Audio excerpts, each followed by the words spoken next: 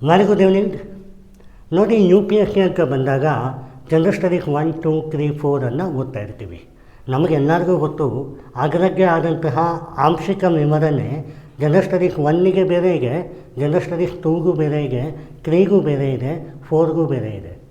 ಹಾಗಾದರೆ ಎಸ್ಸೆ ಅಥವಾ ಪ್ರಬಂಧ ಅಂತ ಕನ್ನಡದಲ್ಲಿ ಕರೀತಾರೆ. ಅದಕ್ಕೇನು ಸರ್ ಮಹತ್ವ ಯು ಪಿ ಎಸ್ ಸಿಯಲ್ಲಿ, ಯಾಕೆ ಇನ್ಸರ್ಟ್ ಮಾಡಿದ್ದಾರೆ ಅನ್ನುವಂಥದ್ದು ಎಲ್ಲ ಆಸ್ಪಿರೆಂಟ್ ಕೇಳುವ ಕ್ವಶನ್. ಹೌದು, ಯಾರು ಎಸ್ಸೆ ಬರೀಬೇಕು, ಚಂದ ಬರೀಬೇಕು ಅಂತ ಒಂದು ಕಮ್ಯುನಿಕೇಷನ್ನ ಬಿಲ್ಡ್ ಮಾಡಲಿಕ್ಕೂ ಸಹ ಹೆಲ್ಪ್ ಆಗುತ್ತೆ ಅನ್ನುವಂಥದ್ದು. ಎಲ್ಲದಕ್ಕಿಂತ ಜಾಸ್ತಿ ಏನಂದರೆ, ಒಂದು ವಿಚಾರದ ಬಗ್ಗೆ ನಿಮಗೆ ಎಷ್ಟು ಡೆಪ್ತ್ ನಾಲೆಜ್ ಇದೆ ಅನ್ನುವಂಥದ್ದಲ್ಲ ಅದು. ನೀವು ಹೌದು ಎಸ್ಸೆಯಲ್ಲಿ ಒಂದು ವಿಚಾರದ ಬಗ್ಗೆ ನೀವು ವಿಶ್ಲೇಷಣೆ ಮಾಡ್ತೀರಿ, ಬರಿತೀರಿ, ಮ್ಯಾಸಿವ್ ಪಾಯಿಂಟನ್ನು ಹಾಕ್ತೀರಿ. ಬಟ್ ಅಲ್ಲಿ ಪಾಯಿಂಟ್ ಆಫ್ ಇಂಟರ್ ರಿಯಾಕ್ಷನ್ ಏನಿದೆ, ಕಮ್ಯುನಿಕೇಷನ್ ನೀವು ಯಾವುದರಿಂದ ಯಾವುದಕ್ಕೆ ಹೋಗ್ರಿ ಅನ್ನುವಂಥದ್ದಲ್ಲ. ಡೆಪ್ತ್ ಆಫ್ ನಾಲೆಜ್ಗಿಂತ ಹಾರಿಜಾಂಟಲ್ ನಾಲೆಜ್ ಇಂಪಾರ್ಟೆಂಟ್ ಆಗುತ್ತೆ. ಅದಕ್ಕೆ ನೋಡಿ 250 ಮಾರ್ಕ್ ಇದೆ ಹೇಗೆ, ಅದರಲ್ಲಿ 2 ಕ್ವಶನನ್ನು ನೀವು ಅಟೆಂಡ್ ಮಾಡಬೇಕಾಗುತ್ತೆ. ಅದನ್ನು ನೀವು 3 ಅವರ್ ಅಥವಾ 3 ಅವರ್ಸಲ್ಲಿ ಬರೀಬೇಕಾಗುತ್ತೆ. ನೋಡಿ, ಯೂಶ್ವಲಿ ಪ್ಯಾಟರ್ನ್ ಏನಿಗೆ ಎಸ್ಸೆ ಅಂತ ಬಂದಾಗ ನಿಮಗೆ 2 ಕ್ವಶನ್ ಕೊಡ್ತಾರೆ. ಪಾರ್ಟ್ ಎ, ಪಾರ್ಟ್ ಬಿ ಅಂತ ಕರೀತಾರೆ, ಹೌದಾ? ಪಾರ್ಟ್ ಎಯಲ್ಲಿ 4 ಕ್ವಶನ್ ಇದೆ, ಪಾರ್ಟ್ ಬಿಯಲ್ಲಿ 4 ಕ್ವಶನ್ ಇದೆ. ನೀವು ಯಾವುದಾದ್ರೂ ಒಂದು ಪಾರ್ಟ್ ಎಯಲ್ಲಿ ಸೆಲೆಕ್ಟ್ ಮಾಡಬೇಕು, ಯಾವುದಾದ್ರೂ ಒಂದು ಪಾರ್ಟ್ ಬಿಯಲ್ಲಿ ಸೆಲೆಕ್ಟ್ ಮಾಡಬೇಕು. ಇದು ನಮಗೆ ಗೊತ್ತಿರುವಂಥ ವಿಚಾರ. ಆಯಿತು, 1.5 ಅವರ್ ಇದಕ್ಕೆ, ಇನ್ನೊಂದು 1.5 ಅವರ್ ಇದಕ್ಕೆ, ಗೊತ್ತಾಯಿತು. 10 ಪೇಜ್ ಮಿನಿಮಮ್ ಬರೀಬೇಕು ಅನ್ನುವಂಥದ್ದು ಒಂದು ಎಸ್ಸೆಗೆ. ಅಂದರೆ 10 ಪುಟವನ್ನು ಬರೀಬೇಕು, ಹಿಂದೆ ಮುಂದೆ ಸೇರಿ 5 ಶೀಟು 10 ಪೇಜು ಬರೀಬೇಕಾಗ್ತದೆ.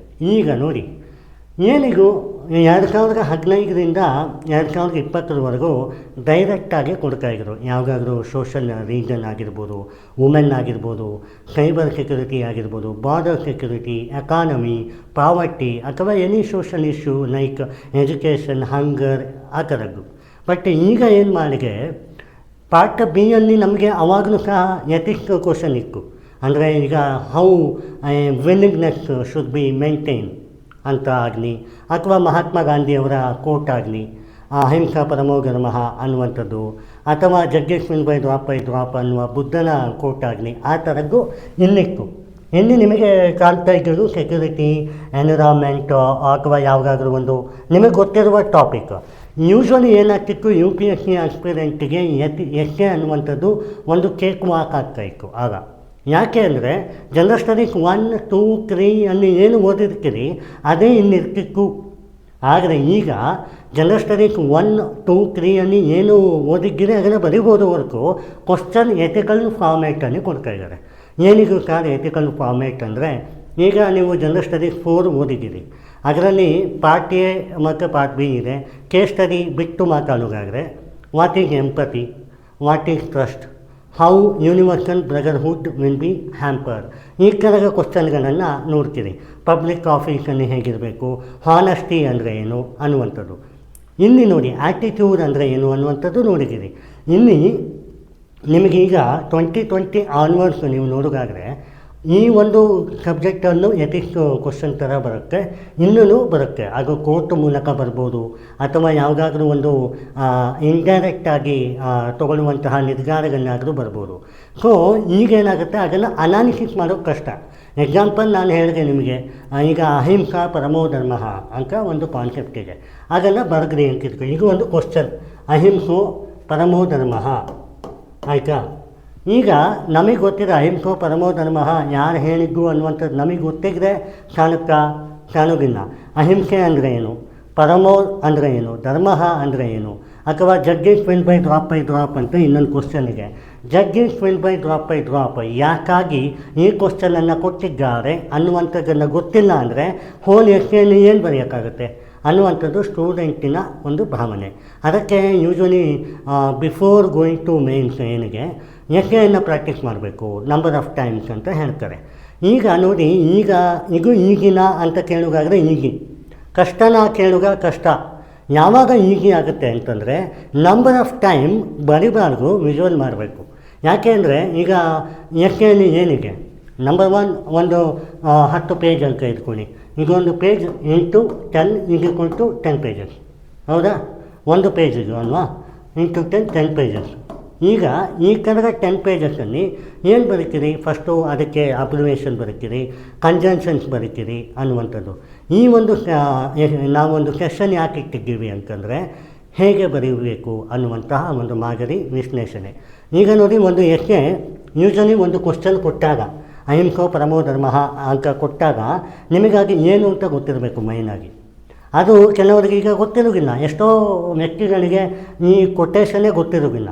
ಆವಾಗ ಏನು ಮಾಡಬೇಕು, ಯಾರು ಹೇಳಿದ್ದಾರೆ ಅನ್ನುವಂಥದ್ದನ್ನು ಯೋಚನೆ ಮಾಡದೆ ಅಹಿಂಸೋ ಅಂದರೆ ಏನು, ಅಹಿಂಸೆ ಅಂದರೆ ಏನು, ಪರಮೋ ಧರ್ಮ ಅಂದರೆ ಏನು, ಅಂದರೆ ನಾನು ಅಹಿಂಸೆಯನ್ನು ಕಾಪಾಡ್ತೇನೆ ಅಂತನ, ಅಥವಾ ಅದನ್ನು ಹೇಗೆ ಇಂಟರ್ಪ್ರಿಟೇಷನ್ ಮಾಡ್ತೇನೆ ಅಂತ ಸ್ಟಾರ್ಟ್ ಮಾಡೋದು ಹೇಗೆ ಅಂತ. So there are key pillars here.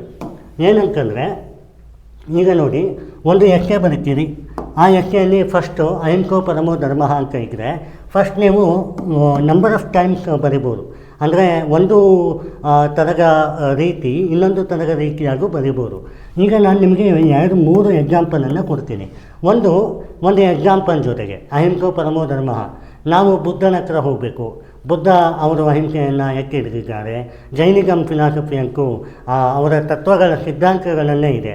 So ಅದರಲ್ಲಿ ನಮ್ಮ ಮಹಾವೀರರು ಹೇಗೆ ಅದನ್ನು ಪ್ರತಿಪಾದಿಸಿದರು, ಅದರ ಜೈನ್ ಟೆಂಪಲ್ಸಲ್ಲಿ ಇವಾಗಲೂ ಕೂಡ ನೀವು ನೋಡ್ಬೋದು.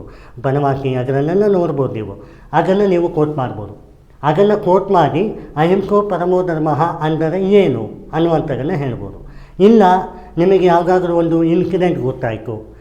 ಏನೀಗ ಒಂದು ಇನ್ಸಿಡೆಂಟು, ಈಗ ಬುದ್ಧಿಗಮ್ಮನ್ನು ಏನು ಮಾಡ್ತಾರೆ, ಊಟ ಮಾಡ್ತಾರಲ್ಲ, ಊಟ ಮಾಡುವಾಗ ಮಾತ್ರ ತಮ್ಮ ಬಾಯಿಯನ್ನು ಓಪನ್ ಮಾಡ್ತಾರೆ, ಇಲ್ಲಾಂದರೆ ಮುಚ್ಚಿರ್ತಾರೆ. ಯಾಕೆ ಮುಚ್ಚಿರ್ತಾರೆ ಅಂತಂದರೆ ಯಾವುದಾದ್ರೂ ಒಂದು ಪ್ರಾಣಿಗಳು ಬಾಯಲ್ಲಿ ಹೋಗಬಾರ್ದು, ಅದಕ್ಕೆ ಹಿಂಸೆ ಆಗಬಾರ್ದು ಅಂತ. ಅಂದರೆ ಅವರ ಸಿದ್ಧಾಂತ ಏನಿದೆ, ಪ್ರತಿಯೊಂದು ಆತ್ಮಕ್ಕೂ ಬೆಲೆ ಕೊಡ್ತಾರೆ. ಅದು ಸಸಿಯಾಗಿರ್ಬೋದು, ಪ್ರಾಣಿಗಳಾಗಿರ್ಬೋದು, ಹ್ಯೂಮನ್ ಆಗಿರ್ಬೋದು, ಯಾರೇ ಆಗಿರ್ಬೋದು. ಸೊ ಅದನ್ನು ನೀವು ಕೋಟ್ ಮಾಡ್ಬೋದು. ಸೊ ಒಂದನೇ ಪ್ಯಾಟರ್ನ್ ಎಕ್ಸಾಂಪಲ್ಸ್ಗಳು ನೀವು ಕೋಟ್ ಮಾಡೋದು, ನೀವು ಕೋಟ್ ಮಾಡಿದ್ರಿ. ಎರಡನೇ ಪ್ಯಾಟರ್ನ್ ಏನಿತ್ತು, ಒಂದು ಸ್ಟೇಟ್ಮೆಂಟ್ ಬರೀತೀರಾ, ಕೊಟೇಶನ್ ಬರೀತೀರಾ. ಈಗ ಅಹಿಂಸೋ ಪರಮೋ ಧರ್ಮಕ್ಕೆ ಒಂದು ಸಕಾರಾತ್ಮಕವಾಗಿ ಯಾವುದಾದ್ರೂ ಒಂದು ಕೊಟೇಶನ್ ಬರಿಬೋದು. ಈಗ ವಸುದೈವ ಕುಟುಂಬಕಂ ಅಂತ ಬರಿಬೋದು. ಅಂದರೆ ಏನು, ಎಲ್ಲರನ್ನೂ ಸೇರಿ ಅಂತ. ಎಲ್ಲರನ್ನೂ ಸೇರಿ ಸಮ ಪ್ರಮಾಣ ಅಂತಂದ್ರೇನು, ಎಲ್ಲರೂ ನಮಗೆ ಇಂಪಾರ್ಟೆಂಟ್ ಅಂತ ಬಂತಲ್ವ, ಅದನ್ನು ಬರಿಬೋದು. ಸೊ ಒಂದು ಕೊಟೇಶನನ್ನು ಬರೆದು ಅದಂದರೆ ಏನು ಅಂತ ಮಾಡಿ ಆ ಒಂದು ಅಹಿಂಸೋ ಪರಮೋ ಧರ್ಮಕ್ಕೆ ಒಂದು ಜಸ್ಟಿಸ್ ಕೊಡ್ಬೋದು. ಇನ್ನೊಂದು ಥರದ ನಿಗದಿಗೆ ಏನಂದರೆ ಒಂದು ಫ್ರೆಂಡ್ಲಿ ಕಾನ್ವರ್ಸೇಷನ್. ಯಾವುದಾದ್ರೂ ಒಂದು ಈವೆಂಟನ್ನು ನಾವೇ ಕ್ರಿಯೇಟ್ ಮಾಡೋದು. ಹೇಗೆ ಅಂದರೆ ಲೈವ್ ಎಕ್ಸಾಂಪಲ್. ಈಗ ನಾನು ಬಸ್ನಲ್ಲಿ ಹೋಗಿದ್ದೆ, ಅಲ್ಲಿ ಒಬ್ಬರಿಗೆ ಆಕ್ಸಿಡೆಂಟ್ ಆಯಿತು. ನಾನು ಇಲ್ಲಿಂದ ಮಂಗಳೂರಿಗೆ ಹೋಗಿದ್ದೆ, ಆಕ್ಸಿಡೆಂಟ್ ಆಯಿತು. ಆಗ ನನಗೆ ಇರುವ ಹೆಕ್ಟಿಕ್ ಟೈಮ್ ಇತ್ತು. ನಾನು ಅವರನ್ನು ರೆಸ್ಕ್ಯೂ ಫೋರ್ಸಿಗೆ ನಾನೇ ಹಾಸ್ಪಿಟಲಿಗೆ ಅವರನ್ನು ಕರ್ಕೊಂಡು ಹೋಗಿ. ಸೊ ಏನಾಗುತ್ತೆ, ಅದಾದ್ಮೇಲಿಂದ protocol, SOP, standard operation procedure, ಆ ಥರದ್ದು. ಸೊ ಅವಾಗೇನಾಗುತ್ತೆ, ಲೈವ್ ಎಕ್ಸಾಂಪಲ್ ಕೂಡ ಕೊಡ್ಬೋದು. ಬಟ್ ಈ ಲೈವ್ ಎಕ್ಸಾಂಪಲ್ ಕೊಡುವಾಗ ಒಂದು ಫ್ರೆಂಡ್ ಇನ್ನೊಂದು ಫ್ರೆಂಡಿಗೆ ಕಮ್ಯುನಿಕೇಟ್ ಹೇಗೆ ಮಾಡಿದ್ರು ಅನ್ನುವಂಥದ್ದು. ಹಾಗೆ ಇದರ ಮೂಲ ತಾತ್ಪರ್ಯ. ಸೊ ಇವಾಗ ನೀವು ಕೇಳ್ಬೋದು, ಒಂದು ಎಸ್ಸೆಗೆ ಪಾರ್ಟ್ ಎಯಲ್ಲಿ, ಇನ್ನೊಂದು ಎಸ್ಸೆಗೆ ಪಾರ್ಟ್ ಬಿಯಲ್ಲಿ. ಒಂದು ಎಸ್ಸೆಯನ್ನು ಬರೆದ ಸ್ಟೈಲಲ್ಲೇ ಇನ್ನೊಂದು ಎಸ್ಸೆಯನ್ನು ಬರೆದ್ರೆ ಮಾರ್ಕ್ಸ್ ಸಿಗೋದಿಲ್ಲ. ಯಾಕೆ ಸಿಗೋದಿಲ್ಲ ಅಂದರೆ, ಇಲ್ಲಿ ನೀವು ಒಂದು ಅಭಿರುಚಿಯನ್ನು ತೋರಿಸಿದ್ದೀರಿ, ಇನ್ನೊಂದು ಅಭಿರುಚಿ ಬೇರೆ ರೀತಿಯಾಗೇ ಇರಬೇಕು. ಈಗ ನೀವು ಇಲ್ಲಿ ಎಕ್ಸಾಂಪಲ್ ಜೊತೆಗೆ ಬರೆದಿದ್ದೀರಿ, ನೆಕ್ಸ್ಟ್ ನೀವು ಕೊಟೇಶನ್ ರೂಪದಲ್ಲಿ ಬರೀತೀರಿ, ಆ ಥರ ಮಾಡ್ಬೋದು. ಇನ್ನು ಈ ಥರ 12 ಪ್ಯಾಟರ್ನಿಗೆ ಹಾಗೆ ನೋಡಿದ್ರೆ ಇದು ಒಂದು ಮಾದರಿ. So selection of the topic ಆಯಿತು, ವಿಶ್ಲೇಷಣೆ, ಪೀಠಿಕೆ ಆಯಿತು. ಇನ್ನು ಕನ್ಕ್ಲೂಷನ್ ಬರೀತೀರಲ್ಲ, ನೀವು ಸ್ಟಾರ್ಟಿಂಗ್ ಏನು ಬರೆದಿದ್ದೀರಿ ಆ ಒಂದು ಎಸ್ಸೆಯಲ್ಲಿ, ಅದೇ ಕನ್ಕ್ಲೂಷನ್ನಲ್ಲೂ ಬರಬೇಕು. ಅಂದರೆ ಸ್ಟಾರ್ಟಿಂಗ್ ನೀವು ಈಗ ಬುದ್ಧ ಅವರ ತತ್ವಗಳ ಸಿದ್ಧಾಂತ, ಜೈನಿಸಮ್ ಅವರದ್ದೆಲ್ಲ ಬರೆದಿದ್ರೆ ಕನ್ಕ್ಲೂಷನನ್ನು ಅದೇ ಇರಬೇಕು. ಆವಾಗ ನಿಮಗೆ ಎಲ್ಲಿಂದ ಮತ್ತು ಎಲ್ಲಿಗೆ ಅನ್ನುವ clarity, that is called as maturity of the essay ಅಂತ ಕರೀತಾರೆ. ಇದು ಒಂದು ಮಾದರಿ. ಮತ್ತು ಇನ್ನೊಂದು ನೋಡಿ, ಮುಖ್ಯ ಅಂಶ ಏನಂದರೆ ಹೌ ಟು ಕನೆಕ್ಟ್ ಅನ್ನೋದು ಗೊತ್ತಿರೋದಿಲ್ಲ. ನಿಮ್ಮ ಹತ್ರ GS3, GS2, GS1 ನೀವು ಓದಿದ್ದೀರಿ. ಬಟ್ ನೀವು ಓದಿದ ಮಾತ್ರಕ್ಕೆ ನಿಮಗೆ ಅದನ್ನು ಅಪ್ಲಿಕೇಶನ್ ಹೇಗೆ ಮಾಡಬಹುದು ಅನ್ನುವಂಥದ್ದು. ಈಗ ನಾನು ಒಂದು ಹೇಳ್ತೇನೆ ನೋಡಿ, ಅಹಿಂಸೋ ಪರಮೋ ಧರ್ಮ. ಓಕೆ, ಈ ಕಾನ್ಸೆಪ್ಟಿಗೆ ಈಗ ನಿಮಗೆ ಎಜುಕೇಷನ್ ಸ್ಪಿಯರಲ್ಲಿ ಇದನ್ನು ನೋಡೋದಾದರೆ ಏನಂತ ಬರೀತೀರಿ? ಯೂಶಲಿ ಎಜುಕೇಷನ್ ಅಂತ ಬರೆಯುವಾಗ ಹಾಗೆ ಅಲ್ಲ. ಏನಂತ ಬರೀತೀರಿ? ಸ್ಕೂಲ್ ಲೆವೆಲ್ ಎಜುಕೇಷನ್ ಏನಿದೆ ಅದು ನಮ್ಮ ಏನ್ಷಂಟ್ ಎಜುಕೇಷನ್ಗೂ ವ್ಯತ್ಯಾಸ ಇದೆ. ವರ್ನಾಕ್ಯುಲರ್ ಸಿಸ್ಟಮ್ ಆಫ್ ಎಜುಕೇಷನ್ಗೂ ಗುರುಕುಲ ಸಿಸ್ಟಮ್ ಆಫ್ ಎಜುಕೇಷನ್ಗೂ ವ್ಯತ್ಯಾಸ ಇದೆ. ಅಲ್ಲಿ ಯುದ್ಧಾಭ್ಯಾಸಗಳನ್ನು ಮಹಾರಾಜರಿಗೆ ಹೇಳ್ಕೊಡ್ತಾಯಿದ್ರು, ಕ್ಷತ್ರಿಯ ಕುಲದವರಿಗೆ. ಆದರೂ ಕೂಡ ಅಹಿಂಸೆಗೆ ಅವರು ಯುದ್ಧ ಮಾಡುವಾಗ ಮಾತ್ರ ನೀವು ಶಸ್ತ್ರ ಎತ್ತಬೇಕು ಅನ್ನುವಂಥದ್ದು ಒಂದು ಪರಿಕಲ್ಪನೆ ಇದೆ. ಒಬ್ಬ ಅಪೋನೆಂಟ್, ಒಬ್ಬ ವೀರ ಇನ್ನೊಬ್ಬ ವೀರನಿಗೆ ಅಪೋನೆಂಟ್ ಆದಾಗ ಶಸ್ತ್ರ ಇದ್ದರೆ ಮಾತ್ರ ಅವರು ಫೈಟ್ ಮಾಡಬೇಕು ಅನ್ನುವಂಥದ್ದಿದೆ. ಸೊ ಅದನ್ನು ಬರಿಬೋದು. ಜೊತೆಗೆ ಅಹಿಂಸೋ ಪರಮೋ ಧರ್ಮ, ಹೌದಾ? ಸೊ ವಾರಿಯರ್ ಸ್ಪಿರಿಟ್ ಅನ್ನೋದು ಪೀಸ್ಫುಲ್ ದ ವಾರಿಯರ್ ಅಂತ ಕರೀತಾರೆ. ಅದನ್ನು ಆ ಥರ ಬರಿಬೋದು. ಆದರೆ ಇನ್ನೇನು ಹೇಳಬೇಕು, in the education sphere we witness the Gurukula system of hierarchy. There the soldiers are willing to aspire the decorum to develop themselves in a weaponry action. But it could not be possible with somebody is not willing having any issue on weaponry system. Then they will propagate the ahimsa paramo dharma ಅಂತ ಬರೀಬೋದು. Okay, ಈಗ example ಕೊಟ್ಟರೆ ಎಜುಕೇಷನ್ದಾಯಿತು, ಅದಕ್ಕೇನು example ಕೊಟ್ಟರೆ ಇಲ್ಲಿಂದ ನೀವು ಎನ್ವಿರಾನ್ಮೆಂಟಿಗೆ ಹೋಗಬೇಕು, ಸರಿನಾ? ಈಗ ಎನ್ವಿರಾನ್ಮೆಂಟಲ್ಲಿ ಏನು ಕೊಡ್ತೀರಾ? ಅಹಿಂಸೋ ಪರಮೋ ಧರ್ಮಕ್ಕೆ ಎನ್ವಿರಾನ್ಮೆಂಟ್ ಅಂತಂದರೆ ಕೇವಲ ಹ್ಯೂಮನ್ ಅಲ್ಲ, ಅದು ಪ್ರಾಣಿಗಳು ಕೂಡ. ಪ್ರಾಣಿ ಸಂಕುಲಗಳು ಕೂಡ ಬೆಳಿಬೇಕು. ಪಕ್ಷಿಗಳು, ಸಸಿಗಳು, ಮರಗಳು ಎಲ್ಲರೂ ಕೂಡ ಸೇರಿದ್ರೆ ಒಂದು ಕಲೆಕ್ಟಿವ್ ಗ್ಲೋಬ್ ಅಂತ ಹೇಳಿ ಬರಿಬೋದು ಪ್ರೊಟೆಕ್ಟ್ ಸ್ಪಿಯರಲ್ಲಿ. ಈಗ ಇದಕ್ಕೂ ಎಕ್ಸಾಂಪಲ್ ಕೊಟ್ಟರೆ, ಅದಕ್ಕೂ ಕೊಟ್ಟರೆ. ಈಗ ಇದಕ್ಕೂ ನೋಡಿ, ಎರಡಕ್ಕೂ ಕಂಜಂಕ್ಷನ್ ಹೇಗೆ ಮಾಡೋದು ಅನ್ನೋದೇ ಅರ್ಥ ಆಗ್ತಿರಲ್ಲ. ಡೈರೆಕ್ಟಾಗಿ in the view of economics, in the view of environment, in the view of political science ಆ ಥರ ಬರೀಲಿಕ್ಕಾಗೋದಿಲ್ಲ. ಏನು ಎಕ್ಸಾಂಪಲ್ ಕೊಡ್ಬೋದು? ಈಗ ಎಜುಕೇಷನಿಂದ ಎನ್ವಿರಾನ್ಮೆಂಟಿಗೆ ಆ ಒಂದು ಕೊಟೇಷನ್ ಏನಿಗೆ ಅಹಿಂಸೋ ಪರಮೋ ಧರ್ಮ ಅಲ್ಲಿಗೆ ಹೋಗಬೇಕು ಅಂತಂದರೆ ಎಜುಕೇಷನಿಂದ ಎನ್ವಿರಾನ್ಮೆಂಟಲ್ಲಿ ಹೇಗೆ ಹೋಗ್ತೀರಿ? It is education is not nothing but what we earn the information. It is also known as awareness. Thereby, it is witnessed from the environmental sphere. Collective responsibility is the key pillar to develop our ecosystem in the ecological aspect in terms of vasudhaiva kutumbakam ಅಂತ ಬರೀಬೋದು. So ಇನ್ನೇನಾಗುತ್ತೆ, ನೀವು ಈ ಟಾಪಿಕನ್ನು address ಮಾಡಿದ್ರಿ, ಇದಕ್ಕೆ example ಕೊಟ್ಟರೆ, ಎಕ್ಸಾಂಪಲಿಂದ ನೀವು convert ಆಗಿರಿ, ಕನ್ವರ್ಟಿಂದ ಮತ್ತೆ ಟಾಪಿಕ್ಕಿಗೆ ಹೋಗ್ರಿ, ಬೇರೆ ಟಾಪಿಕ್ ಎನ್ವಿರಾನ್ಮೆಂಟ್, ಅಲ್ಲಿ ಎಕ್ಸಾಂಪಲ್ ಮತ್ತೆ ಕನ್ವರ್ಟ್ ಮಾಡಿದ್ರಿ. ಈಗ ಏನಾಗುತ್ತೆ, ನಿಮ್ಮ ಎಸ್ಕೆಗೆ ಅವರು ಓದಿದಾಗ ಓಕೆ ನನಗೆ ಕನೆಕ್ಷನ್ ಅಂತ ಗೊತ್ತಾಗುತ್ತೆ. ಈಗ ಫಾರ್ ಎಕ್ಸಾಂಪಲ್ ಹೇಳ್ತೀನಿ, ಈ ಕನೆಕ್ಷನಲ್ಲಿ ನಿಮಗೆ ಬೇರೆ ವರ್ಡ್ಸನ್ನು ಬರಿಬೋದು, ಬಟ್ ಯಾವಾಗೂ ಬೇರೆ ವರ್ಡ್ಸನ್ನು ಬರೆಯೋಕ್ಕಾಗತ್ತಾ? ಆಗಲ್ಲ. ಅಂಥ ಕೇಸಲ್ಲಿ ಏನು ಮಾಡಬೇಕು, ಜನರಲ್ ಸ್ಟಡೀಸ್ 2, 3, 4 ಯಾವುದಾದ್ರೂ ಒಂದು ಸ್ಟ್ಯಾಟಿಸ್ಟಿಕ್ ಇರ್ತದೆ.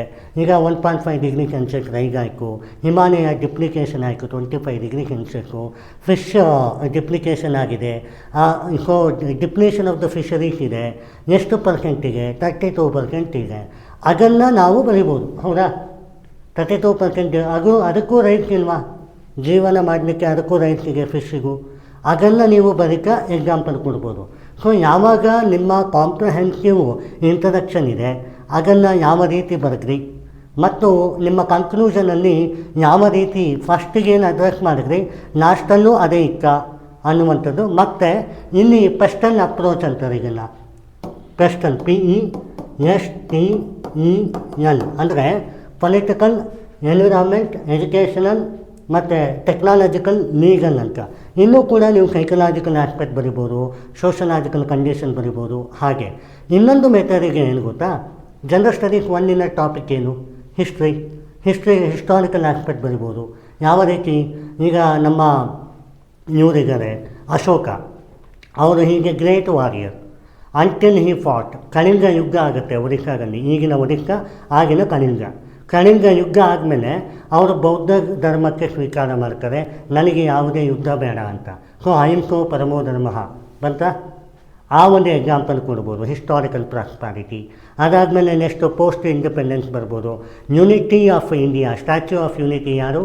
ಸರ್ದಾರ್ ವಲ್ಲಭಾಯ್ ಪಟೇಲ್. ಅವರೇನು ಹೇಳಿದ್ರು? Unity of India. So we need A unity of India ಬರಿಬೋದು.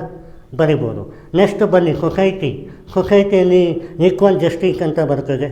ಯಾರು women, gender bias, poverty, globalisation, ಅದು ಆ ಥರದ ಎಕ್ಸಾಂಪಲ್ ಕೊಡ್ಬೋದು.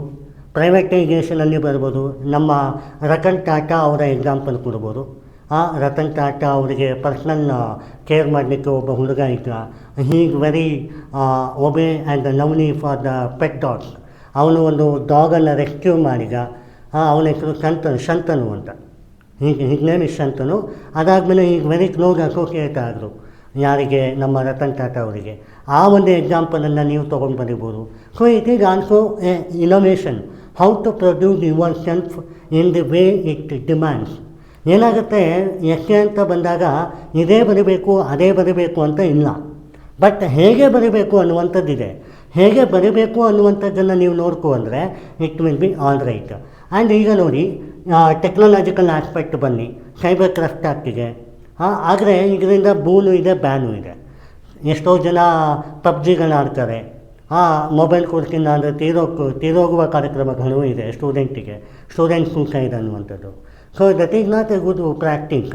ಯಾವುದಾದ್ರೂ ಟೆಕ್ನಾಲಜಿ ಥ್ರೂ ಅವೇರ್ನೆಸ್ ಕೊಡ್ಬೋದು, mass awareness for the student of in between the age of 12 to 35. ಹೌದಾ? So ಈ ಥರ ಮಾಡ್ಬೋದು. ಆಮೇಲೆ ಎಜುಕೇಷನ್ ಸ್ಪಿಯರಲ್ಲಿ ಬಂದಾಗ ನಿಮ್ಮ ಡಿಗ್ರಿ ಲೈಫು, ಮಾಸ್ಟರ್ಸು, PhD ಎಷ್ಟೇ ಓದಿದರೂ ಕೂಡ ಅವರಲ್ಲಿ ಈಗೋ ಇರಬಾರ್ದು ಅನ್ನುವಂಥದ್ದು. ಅದಕ್ಕೆ ಮಾಡರ್ನ್ ಎಜುಕೇಷನ್ ಅಂತ ತಂದಿದ್ದಾರೆ. NEP ನ್ಯಾಷನಲ್ ಎಜುಕೇಷನ್ ಪಾಲಿಸಿಯಲ್ಲಿದೆ ಮಾಡರ್ನ್ ಎಜುಕೇಷನ್ ಅಂತ. ನಮಗೂ ಇಕ್ಕು, ವರ್ನಾಕುಲರ್ ಎಜುಕೇಷನಲ್ಲೂ ಇಕ್ಕು, ಬಟ್ ಇವಾಗಂತೂ ತುಂಬ ಅದಕ್ಕೆ ಒಂದು ಸ್ಕೋರ್ ಕಾರ್ಡ್ ಅಂತ ಮಾಡಿದ್ದಾರೆ. ಅಂದರೆ ಒಬ್ಬ ಮೌಲ್ಯಕ್ಕೆ ಎಲ್ಲ ಎತ್ತಿ ಹಿಡಿಬೇಕು ಅನ್ನುವಂಥದ್ದು. ಸೊ ಈಗನ್ನೆಲ್ಲ ನೀವು ಬರೆದಾಗ you will get absolute rank. So ಒಂದು ಎಕ್ಕೆ ಇನ್ನೊಂದು ಎಕ್ಕೆಯ ಮಾದರಿಯೇ ಹೊರತು ಅದು ವಿಭಿನ್ನವಾಗಿರಬೇಕು ಅನ್ನುವಂಥದ್ದೇ ಈ ತಾತ್ಪರ್ಯ. Is there any doubt? Thank you.